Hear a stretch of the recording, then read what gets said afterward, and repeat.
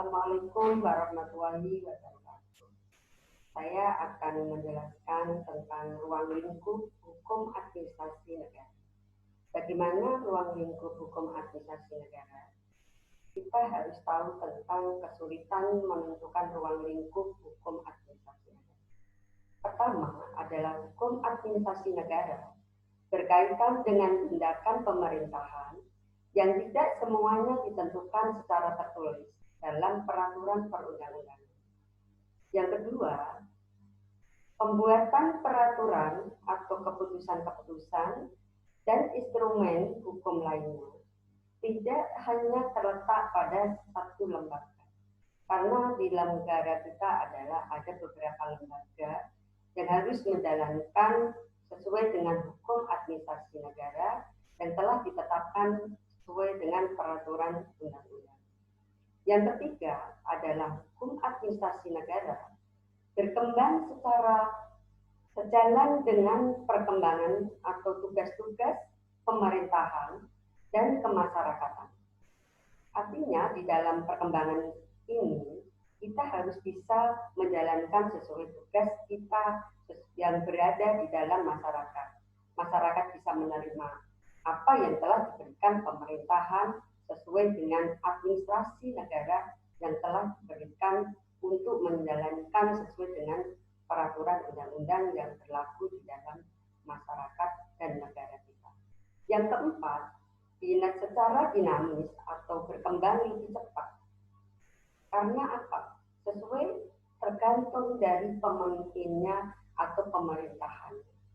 Pemerintah apabila menjalankan sesuai dengan peraturan yang ada, sesuai dengan keputusan-keputusan atau instrumen dengan yang terletak pada lembaga, sehingga kita bisa menjalankan perkembangan lebih cepat sesuai dengan tata ruang hukum administrasi negara.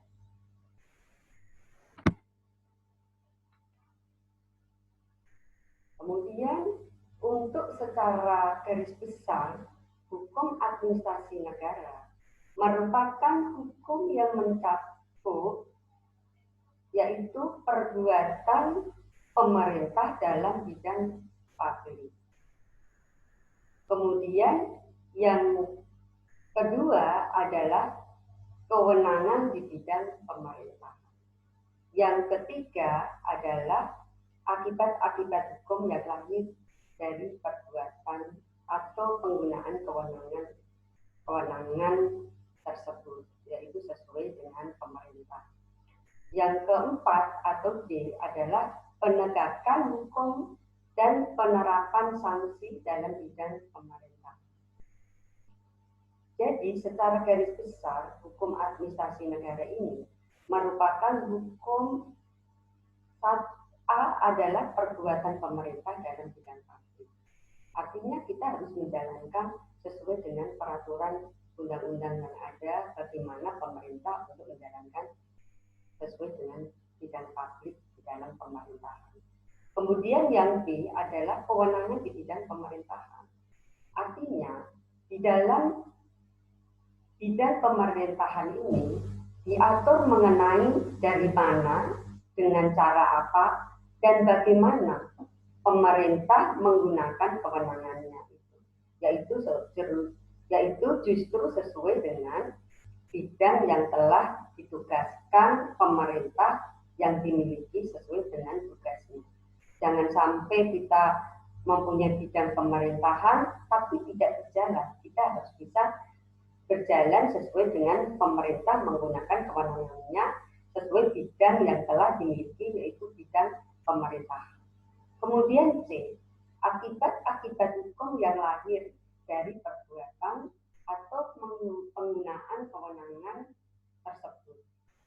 Artinya di dalam kewenangan ini kita tidak boleh menjalankan sesuai dengan kewenangan ketentuan yang telah diterapkan oleh pemerintah sesuai dengan peraturan undang-undang yang secara garis besarnya harus sesuai dengan hukum administrasi negara. Tidak boleh menjalankan semena-mena kewenangan itu kepada masyarakat. Kemudian B, penerapan hukum dan penerapan sanksi dalam bidang pemerintahan. Di dalam penerapan sanksi ini harus sesuai dengan bidang pemerintahan, sesuai dengan bagaimana pemerintah dalam bidang publik, bagaimana pemerintah sesuai di dalam bidang pemerintahan, dan kita harus bisa mencakup bagaimana akibat-akibat hukum yang lahir sesuai dengan penggunaan kewenangan-kewenangan itu. Kita tidak boleh melenceng, kita harus lurus sesuai dengan penegakan hukum dan penerapan sanksi dalam bidang pemerintahan.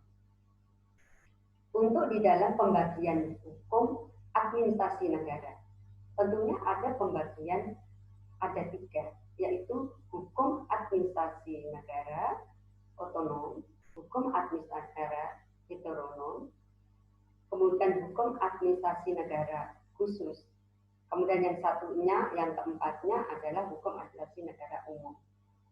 Di sini pembagian hukum administrasi negara secara 4 ini tentunya kita akan menjelaskan, satu adalah yang sesuai dengan pembagian hukum administrasi negara. Satu adalah hukum administrasi negara secara heteronom, yaitu hukum administrasi negara yang bersumber pada Undang-Undang Dasar, kemudian SAP MPR, kemudian undang-undang yang mengatur seluk-beluk organisasi dan fungsi administrasi negara.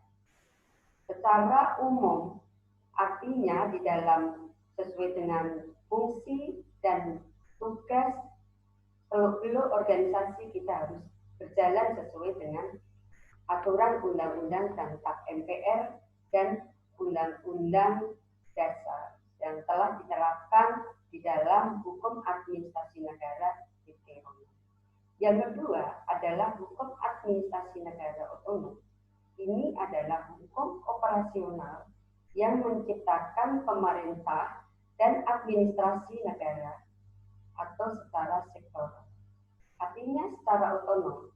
Secara operasional harus kita jalankan sesuai dengan program rencana yang telah ditetapkan, yang telah dibuat oleh pemerintah sesuai dengan administrasi negara secara sektoral. Yang ketiga adalah hukum administrasi negara secara umum atau allgemein. Ini adalah berkenaan dengan peraturan-peraturan umum mengenai tindakan hukum dan hubungan hukum administrasi.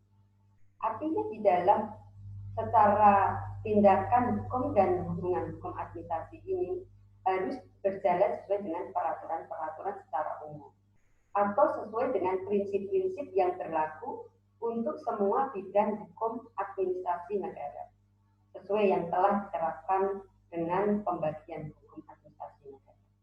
Yang keempat adalah hukum administrasi negara secara khusus, yaitu disjunerdir. Ini adalah peraturan-peraturan khusus yang berkaitan dengan bidang tertentu. Artinya kita menjalankan secara umum dan juga menjalankan secara khusus.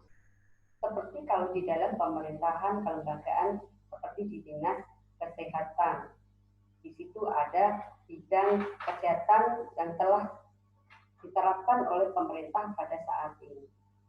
Demikian materi yang telah kita sampaikan pada hari ini. Semoga bermanfaat dan bertemu kembali di materi selanjutnya. Wassalamualaikum warahmatullahi wabarakatuh.